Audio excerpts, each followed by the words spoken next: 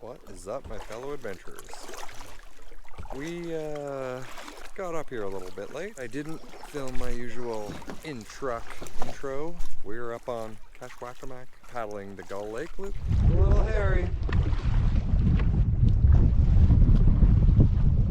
Or the Crotch Lake Loop.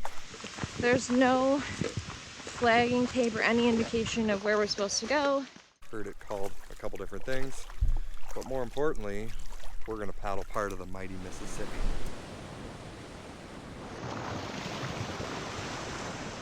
Ontario, Mississippi, that is. Never done anything in this area. We're pretty close to Bon Echo for reference. Anyways, we gotta get to site, get some firewood probably.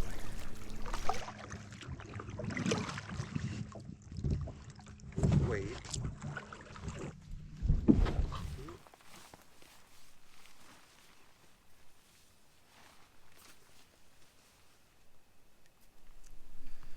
Well, we made it to site. Site looks pretty nice. Can't complain with this. Big, flat, open area. Almost looks like a provincial park campsite, I said. Got some tables and shelves. The booking system here is kind of interesting. I'll let Castle tell you a bit about what she went through trying to book this park. Unlike the Ontario Park site where you can kind of book like day by day, you cannot book more than one night unless you're staying on the same campsite. So if we were staying on this site for 4 days, then I could book the same site for 4 days. But because we're doing 4 different nights on different sites, I had to book each site individually. It was a bit of a nightmare. Even when you call into the office, the girl said she had never heard of anyone trying to book on multiple different sites. But we're here. No. There's firewood. No.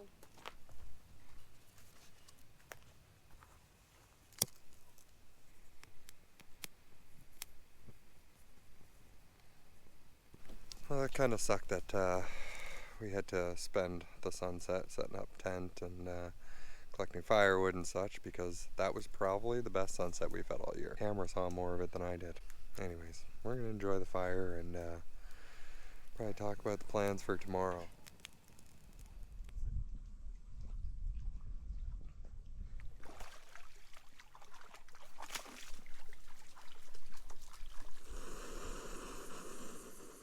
Good morning, or at least it was a good morning until the sun disappeared. We don't have the biggest push today. We're just pushing down to the end of Kashwakamak Lake, whatever. Still never gonna get that right. Where we have a site booked right before we start on the Mississippi River. We had said if the weather's going good and that, and we have lots of time, then we could push down the Mississippi River, which is crown land, with bits and pieces of private land sprinkled in. We couldn't find a lot of information on going down the Mississippi River, so we're not really sure what we're into. We're just going off of a map from Kevin Callan's book and a couple maps I think we found online, which says there is 1 or 2 campsites along the way, but also we'd be risking it because it's a long weekend.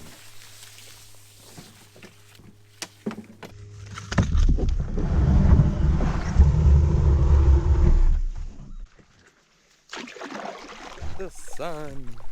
Oof. Oh. Hopefully we still get some bits and pieces of that throughout the day.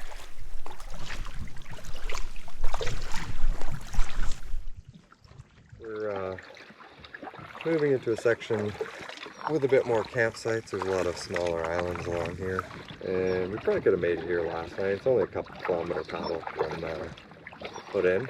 Even though I got off a bit early to make our way up here yesterday, we were still super pressed for time. But just know that a lot of the sites are pretty easy access, which isn't true for a lot of provincial parks a lot of times.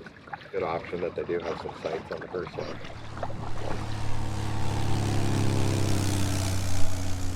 Flying pretty low. Coming in for a landing, it looks like.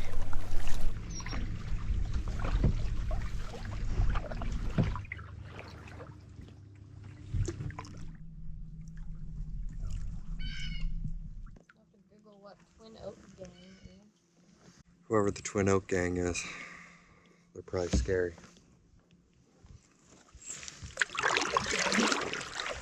Anybody in a gang scares me. These are some of my favorite kind of lakes to paddle. Just long, fairly narrow lakes.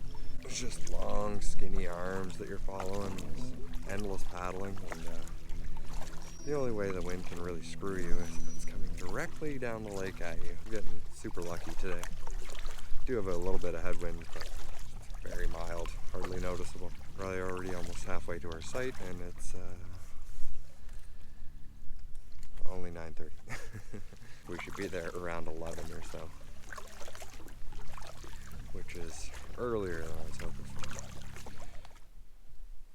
I always find it interesting, some of the things trees manage to do just to survive. Birch tree behind me got toppled over at one point, and 2 of its branches just carried on.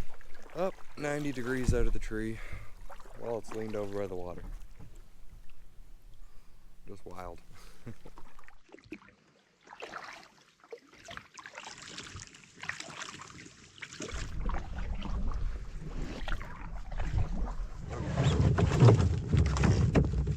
Graceful dismount. I think we made our decision that we're gonna just carry on.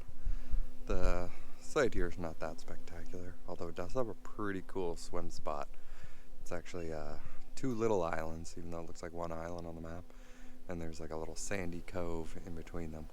We have plenty of day left to keep pushing if we want, so it's hard to say that we're just gonna stop, being as it's only 11 o'clock. The only thing is we're going into the unknown. We're working off of 3 maps, and one of the maps that we have shows at least 1 campsite along the way, and as far as we understand, a lot of it's crown land, so we might stumble upon a couple more campsites, so that's what we're placing our bet on.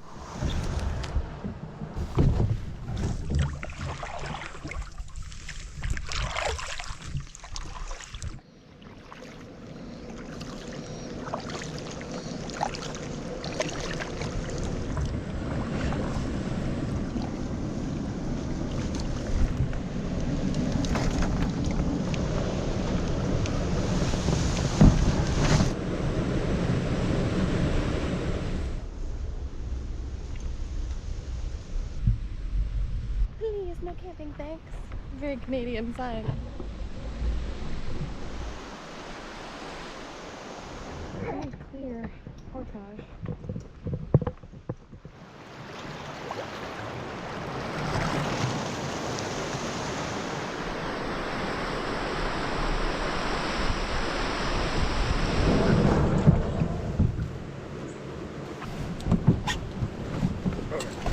That looked like would be an interesting set of rapids. A little bit too bony right now, that's for sure. Would have been a straight fast, and then there's kind of a bad ending, sharp turn right at the bottom, where you would have just ran into some rocks most likely, but in higher water levels you'd probably just pass right over them and it'd be a straight shot. You can already hear the next rapids ahead of us.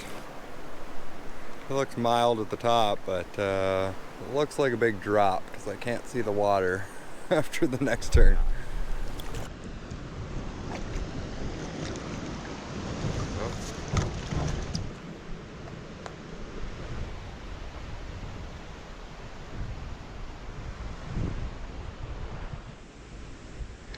So it's a bit difficult to say what's going on with the portages because we have an old map from a book. I couldn't find a map. The North Frontenac Parklands provides maps of each individual lake with all the campsites on it, but it doesn't show the river section, so we're relying on an old book I found online and a photo from one of Kevin Callum's books, so we'll see. Okay, so this portage passes through someone's private property, so just be aware of that.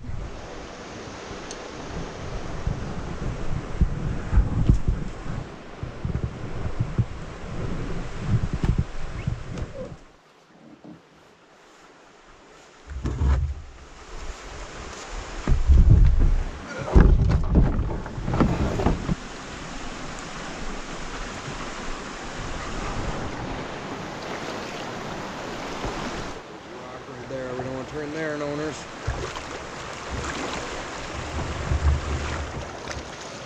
we're at the end of that portage. It is very steep.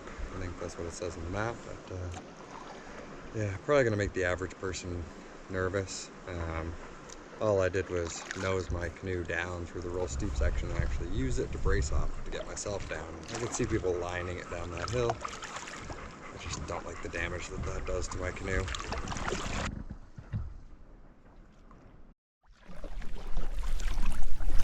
Castle and I are just parting ways momentarily. There's a big island on this little lake we're on, which may or may not have some crown land on it, so she's going to scout one side of the island and I'm going to scout the other side of the island. See if we find a site and we'll just meet up on the far side of the island.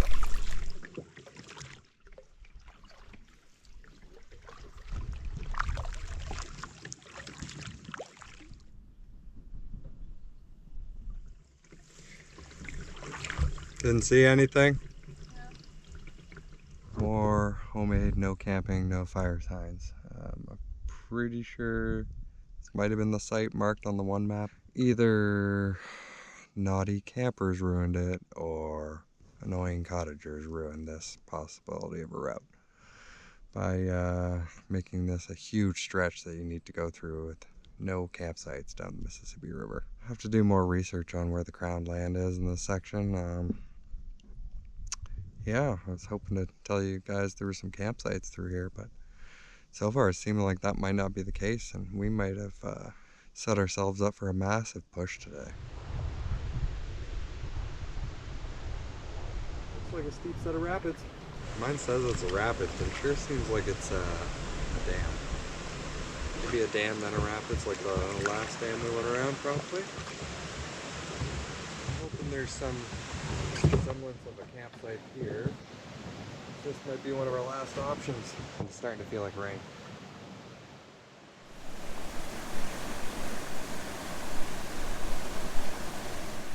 Well, we found ourselves a fire pit along the Portage, which has a super nice looking set of rapids, so hopefully there's a cool place to go check that out. Yeah, this is probably home for the night, unless we spot some no camping signs, which we haven't seen any yet. So far has been the only option for a camping site along this route, so if you ever plan on running it, just be aware of that. Over the years, probably people have either trashed them or cottagers have just said that they don't want people around using the same lake as them for free, so they put up no camping sites.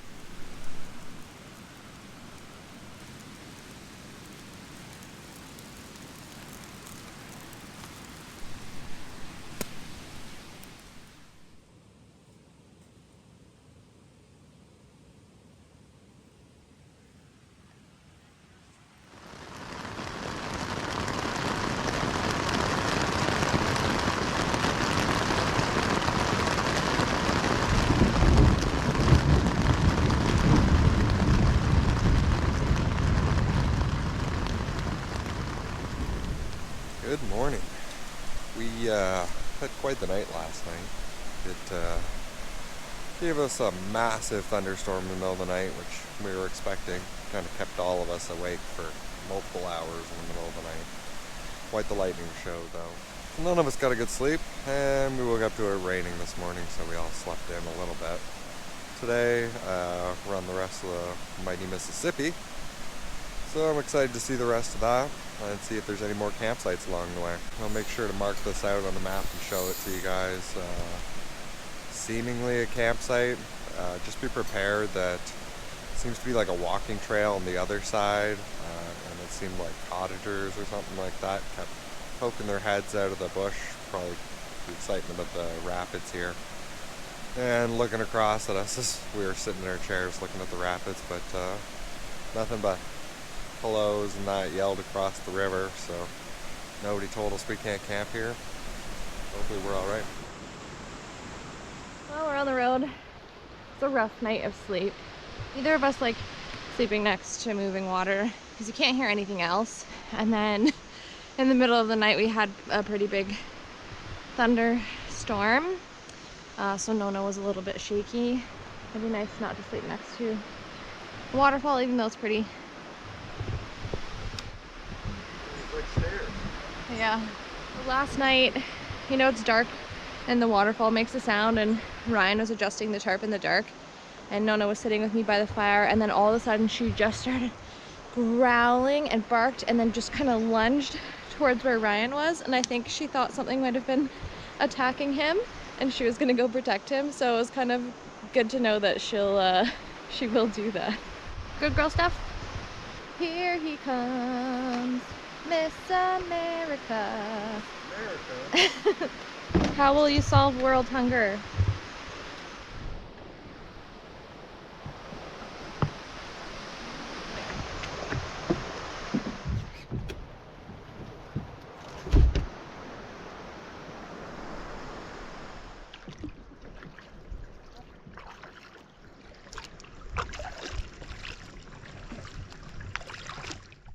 Finally seeing some of the colors that we noticed on the drive up. Ooh, I don't want to say goodbye to summer.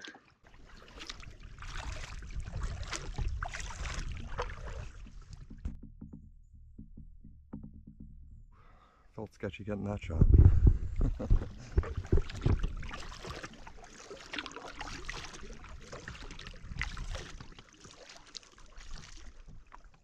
Looks like possibly another site here.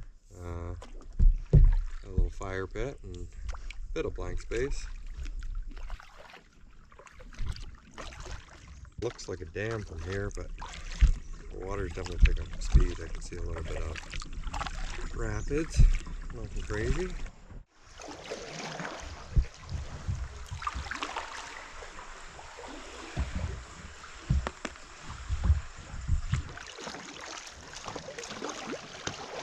Little excitement for the day.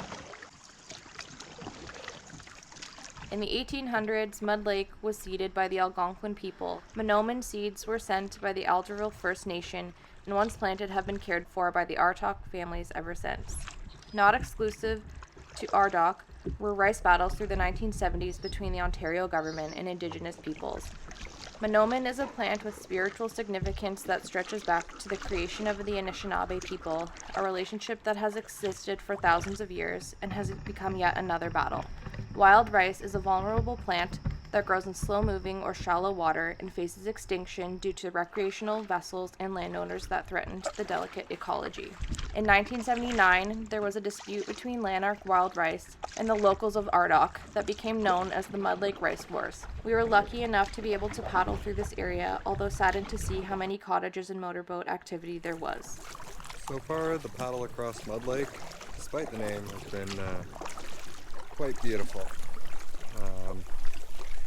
There's a bit of basically a pond, that's what it seems like, but it has beautiful elevations and lots of cool aquatic plant life and lots of wildlife. We spooked a few different kinds of birds, from ducks to, pretty sure they're like cormorants, or might have been mergansers. They're quite far away, so it's hard to tell. You wouldn't expect that from a lake called Mud Lake.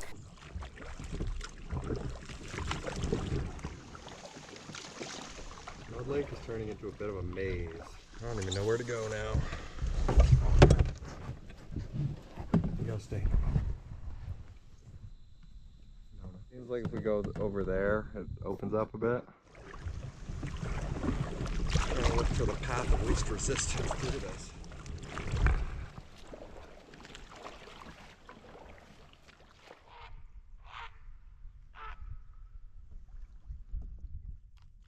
I don't know if I've ever heard a herring make a sound like that. I've seen a lot of herrings in my day, spooked them down the rivers and so on and so forth, but never have I heard one make a sound.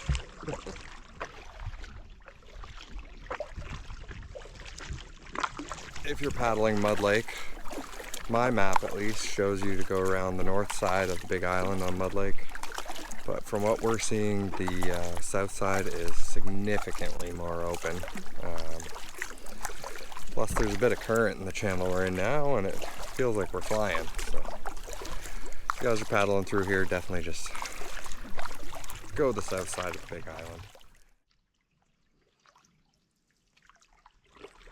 A little bit rocky here.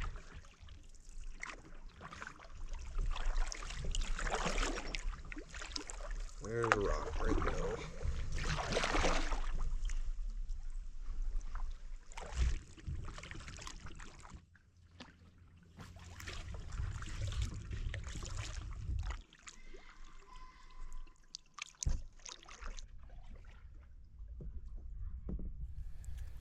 I think that just goes to show how incredibly outdated this map is, because I'm pretty sure that was Birch Rapids. There wasn't even a Swift there, I wouldn't say. That was supposed to be our lunch stopping point, so I guess I'm starving for another kilometer or two. Frogs? Sound like frogs? It's like not quite what you hear in the spring. Yeah. They're pretty loud, whatever they are. We're coming up on a string of campsites above Side Dam Rapids, which means we're probably pushing our way back into the Frontenac Park and out of the Crown Land, privately owned section of the Mississippi River. Because, yeah, I'm pretty sure I see a campsite with a marker up ahead of us.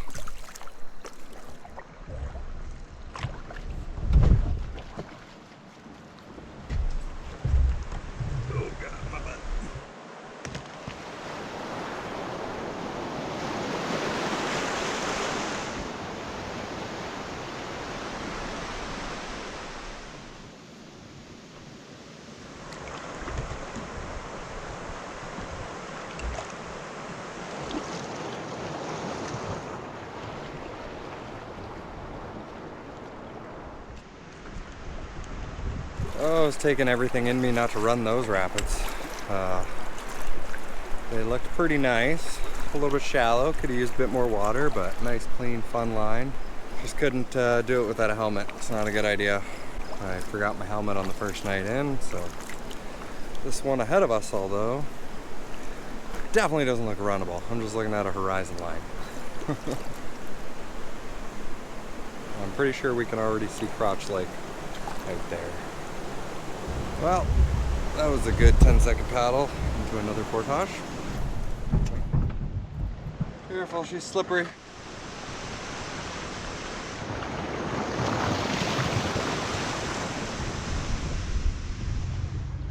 This can be a fun put-in.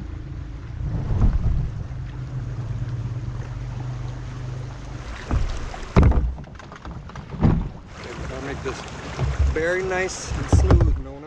Okay? Ooh. Yes.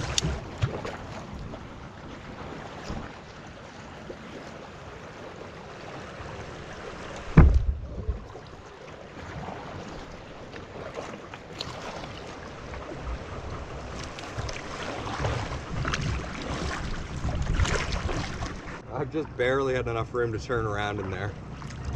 I was like, ugh, I'm like, back up, like ram into the tree, and then like just still graze that rock when I was turning. Oh well, we made it through. It makes it seem like there's another rapids, which it kind of looked like there was another drop coming up. Yeah, come on. Rocks everywhere. Boom.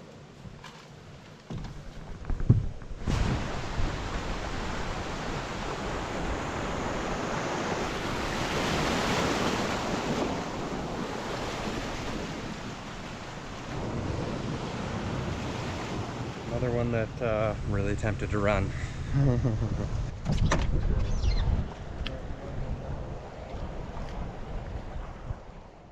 Well, we officially made it to Crotch Lake, and looks pretty beautiful.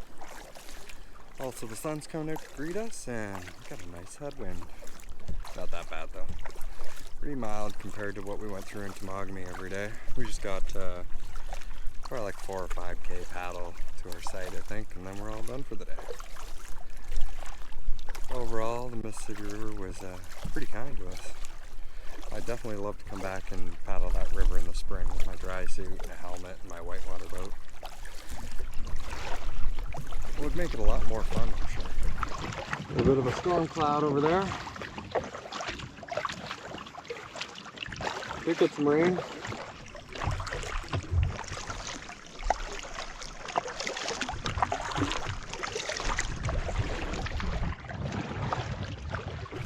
We're just about to round the sharp point on Crotch Lake. And it should give us our first glimpse of our site for the night. Oh God, I'm in love with Crotch Lake. This is one beautiful lake. Kind of reminds me of lakes up in Temagami. Just maybe not as many crazy elevations, but nice, big, beautiful, open landscape. Tons of amazing sights. Can't get over that. If you're looking for a lake that you just want to paddle in and spend a whole week exploring one single massive lake, I'd have to give this one a big recommendation. And there's our island. Castle's struggling with some stink flies. Oh, now they passed over into my boat. You see 4 of them, oh, 5, 6. Probably my most hated fly. I can deal with a lot of flies, but stink flies are just annoying. And they love to hang out in your boat for the free ride. Okay. Yeah, it looks like a nice swim spot.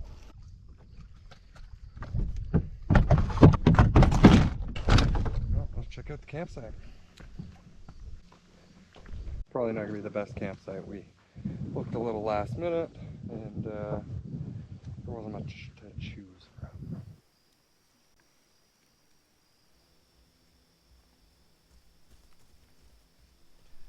Actually turned out to be a pretty nice site. Bit of a hike to get up here, but view's nice.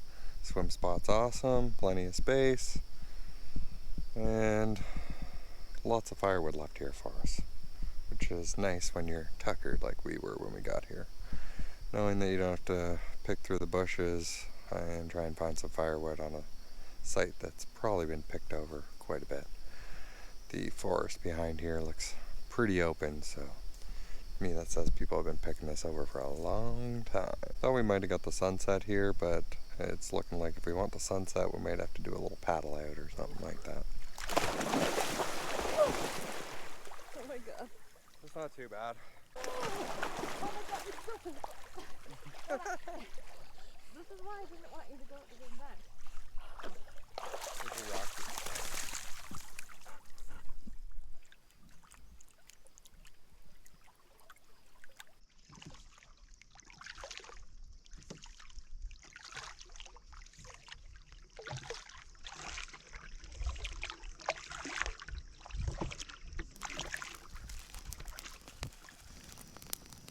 Ryan started the fire.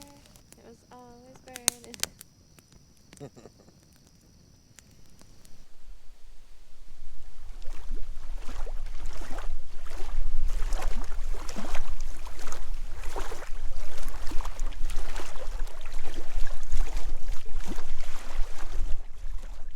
Good morning. We had a bit of an interesting morning when I first woke up and let no one out of the tent to go pee. Looked like there was going to be a beautiful sunrise, but by the time I got out of the tent, the sun had been enveloped by a wall of fog that was pushing across the lake, so thick it almost looked like rain coming in for us. That's past now, and it looks like a beautiful day, so I'm excited to do the biggest push of our trip. I think we're well over 20 kilometers we got to do today. We got to push down through Crotch Lake and pretty much all the way across Big Gull Lake, so it's a big day for us. The only problem we might have is the wind is going exactly the wrong direction. Oh well, it's not that bad yet, and I'm hoping that it's just a changeover in the system because we know we're heading into a cold night tonight.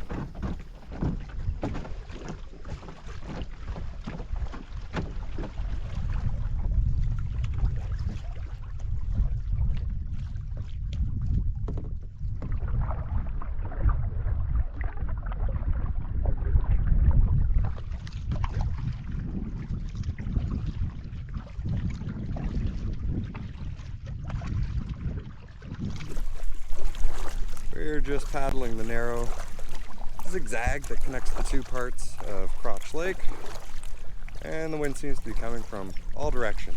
Thought maybe when we turned the corner we'd be getting a break from it, but nope, the wind turned the corner too.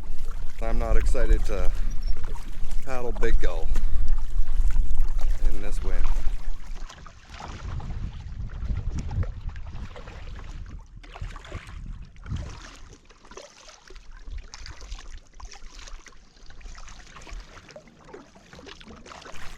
Well, we're just about to round the corner onto a big section of Crotch Lake, and you can see which direction the wind's coming from now. Clear as day to find on the lake. Looks like we're gonna have some rough paddling for a little bit, but basically coming from the north, which is probably a good thing for big gull. This next section is probably gonna suck.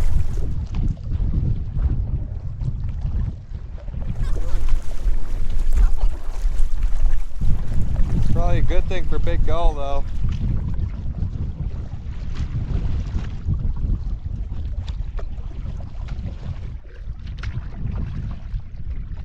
That wasn't too bad actually. And now we're getting into a narrow section. The wind's not too much of a problem again.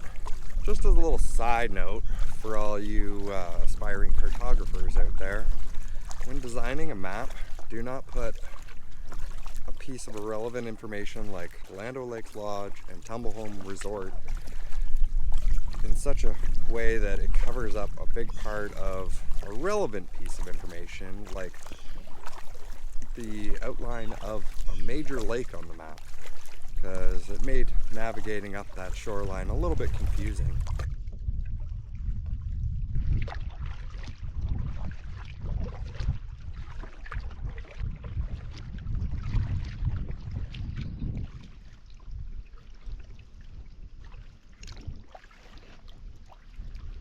First portage might be a bust. I think this is it. The lower water levels, looks like we can just paddle straight up through them, hopefully.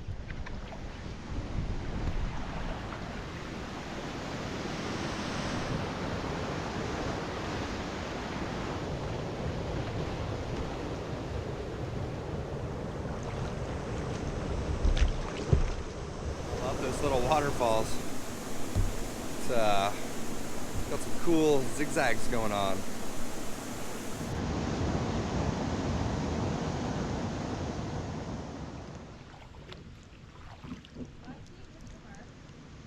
Okay, yeah, this definitely looks like it now. On the butt. On the butt. Yeah, it's slippery and muddy.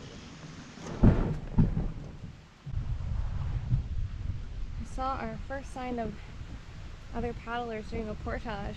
There's canoe marks here. It's kind of nice. So far, I think we've only encountered people that just park and boat in, mostly motorboats. But it's windy. It's very, very, very windy.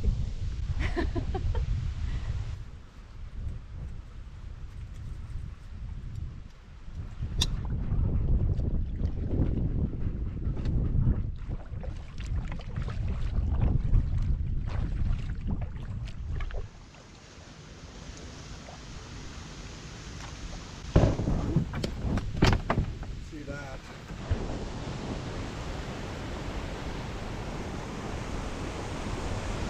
Spooked a crane. He's tucked in behind this little rock down here.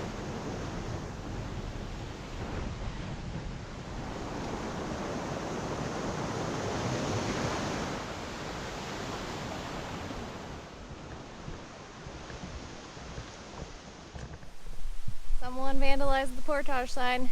That's a paddling.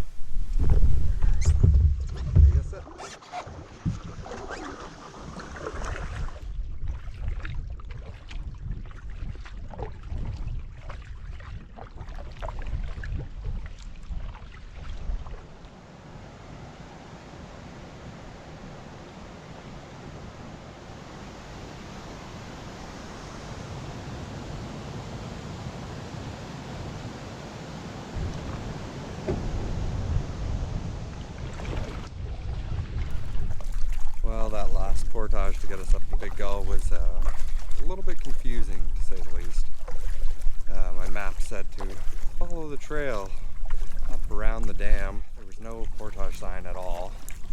You could see a bit of a trail getting you to the top of the dam. There was no signage for it, and it really looked like it was on somebody's lawn, so we were a little bit hesitant to take that route. It sure seems like that's the intended way on the right as you're coming up to it, but yeah, there was private property signs posted everywhere on the other side of the road, so we just put the boats in at the top of the dam. That looked like there was a little parking lot and everything, and we tried to make it as quick as possible. If you do this route yourself and you know the deal with that portage, let me know in the comments.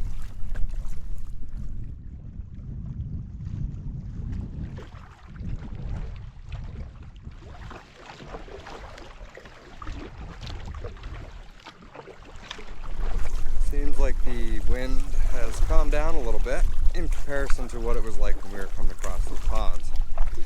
It's probably this overcast that's moved over top of us, and the wind's kind of settling in now. Probably just a steady 5-10 kilometer an hour wind. Nothing like the 30 kilometer gusts we were having earlier, which is perfect because we're on a big lake now. Break from the wind for a second.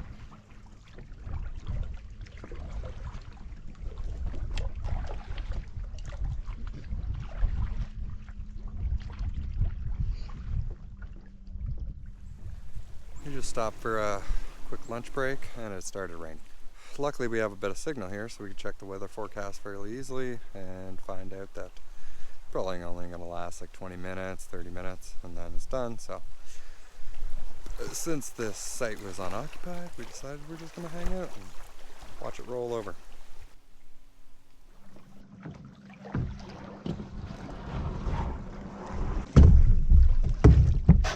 Oh, that's wet. Okay.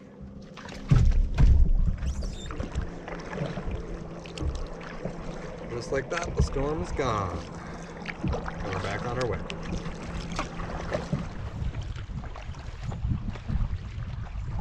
Well, the old map strikes again. I could see a route above some islands on the north side. I thought would kind of get us out of the wind and the boat traffic for a little bit. Looks like perfectly passable water on the map. And then we roll around the corner and it's just solid marsh. I'm learning just never trust this map.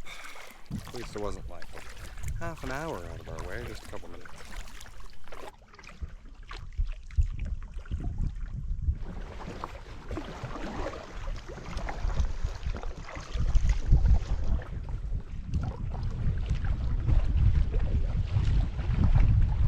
See how much calmer it would have been back there?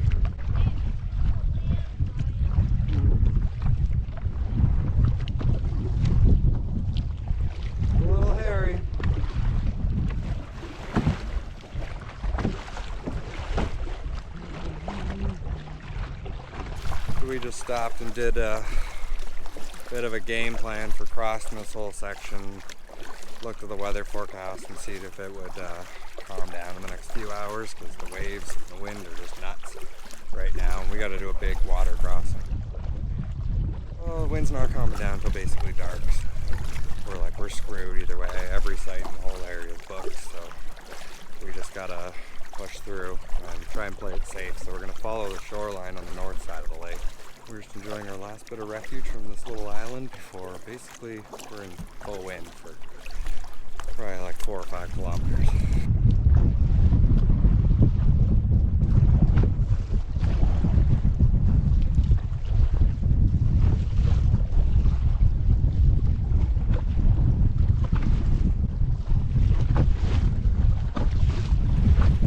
We're about halfway across the big crossing we gotta do, and the wind's dying out a little bit. Not quite as bad, but the waves, they just keep coming. If you're gonna attempt this trip in the spring or fall, or if you're a novice paddler, definitely allow an extra day for crossing this lake in case you encounter winds like this. This kind of stuff would make most people nervous. Piece of advice for you guys, if you guys are trying to handle situations like this, is kind of pre-plan your jumping points across the big lake. If there's any spots you can kind of duck out of the wind for a minute and take a break, try and aim for those points, even if they're a little bit out of your way. Just gives you a break, lets any slower paddlers catch up, because you don't want to sit there in the middle of the lake and just drift backwards the way you came in the wind. There's been a couple little ducking points that I've managed to slip into and wait for Castle to catch up, and gives me much needed break.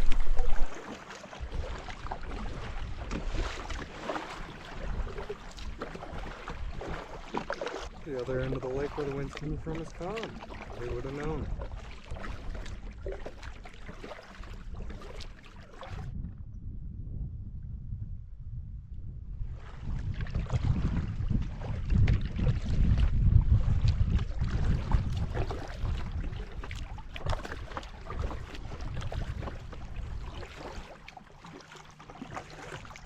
Well, we're on the home stretch.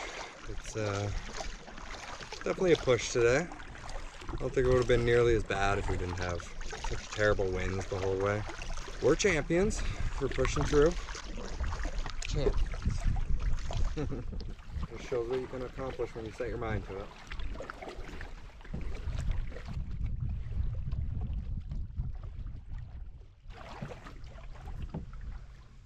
Whew. Am I glad to see that? Oh! My legs. My beautiful legs. Oh, they don't even work anymore. Oh. My body just wants to become one with the boat now. Yeah, I don't think I can move. My butt just gave up. It was just like infinite pain. This is the position I will live in for the rest of my life.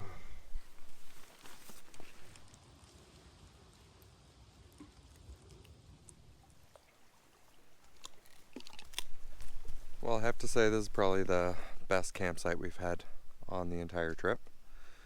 Another nice kitchen situation, super nice tent pad, and a view of the sunset. So definitely can't complain. Sad to see another trip coming to an end, but what a beautiful area. Seemed like a really good novice intermediate trip. Easy portages, just lots of big open water paddling, but nothing too crazy like Georgian Bay. So as long as you don't get crazy winds like we did today, you'll probably be completely fine.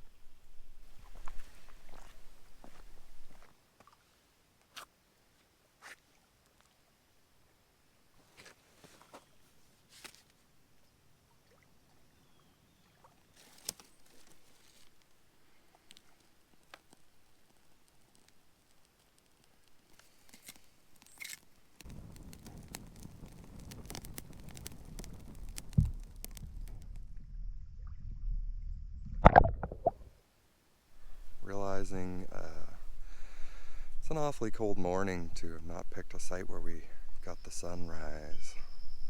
A little chilly this morning. Ooh, first signs of fall though. You know, changing colors, cold mornings. We just got a short, probably like kilometer or two paddle to our first portage this morning, which gets us over to Shoepack. It's the longest portage of the trip by a long shot, because it's over 1,200 meters.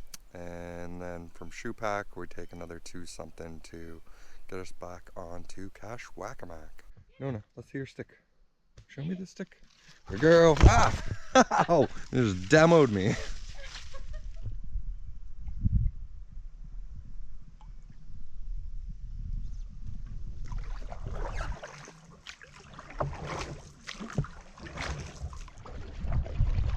Oh, where's the sun? Oh, there it is. That's the good stuff.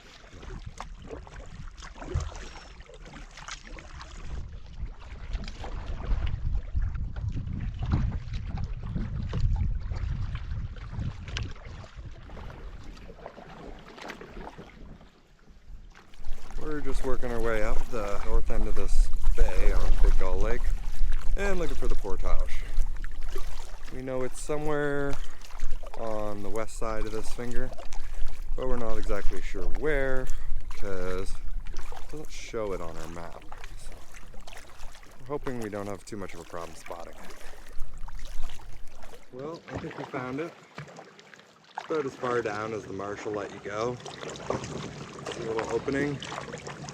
No marker or anything, but certainly looks like a well-traveled spot.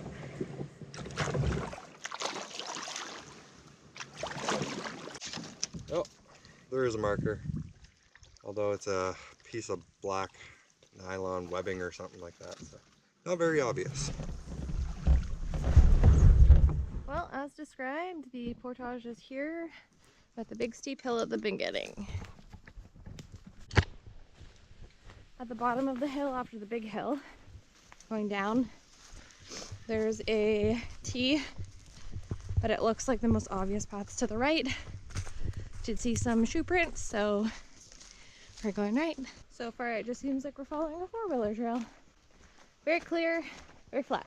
We're at another Y. It's not very well marked, but I'm kind of assuming because I can see skyline over there, and that seems like it's leading us in the direction that we came from, that we're gonna go left. But we'll let you know if we go the wrong way. Yeah, we'll mark it better on the way back.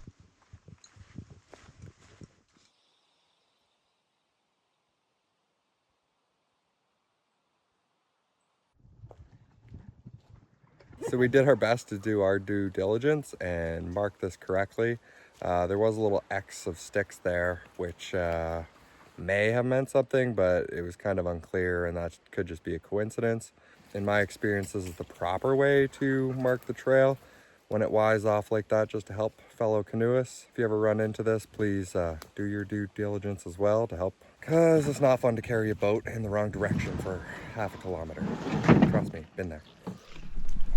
We made it onto shoe pack. Portage wasn't too bad, just that bump at the start. Big hill. Don't really know where the portage is to get us back onto Kashwakmak, but we're assuming it's probably the most northern point of shoe pack. So, ooh, and we got a harsh wind even on this lake. Excited to see what Kashwakmak looks like. Nona gave me extra momentum there. Well, I see a canoe cart. That's a sure sign of a portage. And it was pretty much exactly where we thought it would be. Well, we're on the road. Nona, over. Nona has forgotten her leash manners because Ryan's far ahead of us, so she wants to go. There's no flagging tape or any indication of where we're supposed to go, so we don't really know. Okay. At the portage, we turned left off onto the cottage road, so downhill, and we took the first cottage driveway on the right, and there's a little path now between all the cottages. I'm assuming that's what they mean the trail for paddlers is, and this looks like it's going to lead us to the lake.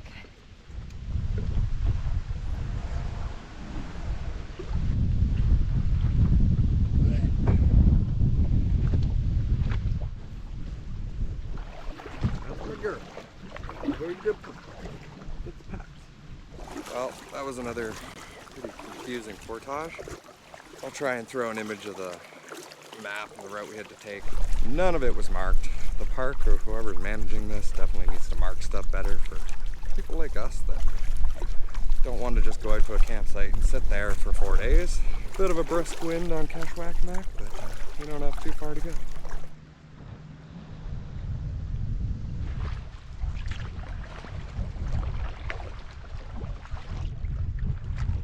It's nice to have a bit of tailwinds. Except when it got too strong. Pretty sure I see the island that we camped on the first night. Just coming into view. That means we completed this route. For any novice, intermediate paddlers, this is a great little route to run. Easy portages, not too much big open water, but just be aware that there is some. Now get out there for some adventures of your own. They're waiting for you.